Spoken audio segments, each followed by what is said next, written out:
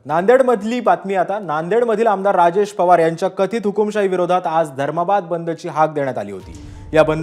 या बंदला धर्माबादकरांसह व्यापाऱ्यांनी पाठिंबा देत आपापली आस्थापनं बंद ठेवली आहेत। धर्माबादकरचे आमदार राजेश पवार यांच्या विरोधात एकवटले असून आज मोर्चा काढण्यात आला होता। याचाच आढावा घेतला आमचे प्रतिनिधी अभिषेक एकबोटे यांनी। नायगावचे आमदार राजेश पवार यांच्या विरोधात आज धर्माबाद बंदचे आयोजन करण्यात आलेले आहे। धर्माबाद मध्ये त्यांनी हुकुमशाही केलेली आहे, याच्या विरोधात आज राजेश पवार यांच्या निषेधार्थ इथे धर्माबाद बंदचे आयोजन करण्यात आलेले आहे।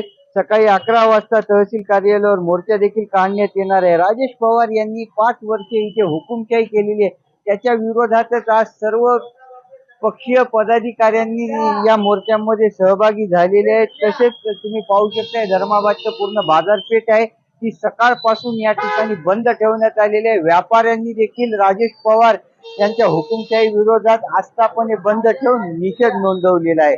अभिषेक एकबोटे, एबीपी माझा, नांदेड। एबीपी माझा, उघडा डोळे बघा नीट।